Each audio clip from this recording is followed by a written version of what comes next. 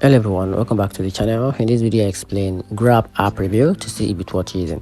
So to get started, in 2025, Grab continues to be Southeast Asia's go-to super app, combining ride hailing, food delivery, groceries, digital payment, and package service into a single user-friendly platform with single features like real-time tracking, AI-powered recommendation, and a seamless Grab Pay integration.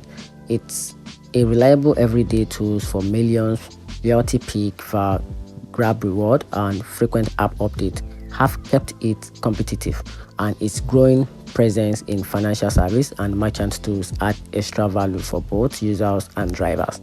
However, Grab isn't without drawback. Such pricing, occasional GPS misrouting, and inconsistent customer support that's still common complaint, and ride availability can also drop during peak hours or bad weather. And here's final intake. Grab is absolutely worth for convenience and versatility, but for times sensitive need or budgeting conscious users, it's must to keep a backup app on the other hand, just in case the app fail. And that's it. Hope you find the review a little more helpful. If you did, turn on the notification button and subscribe for more app review like this. Thanks.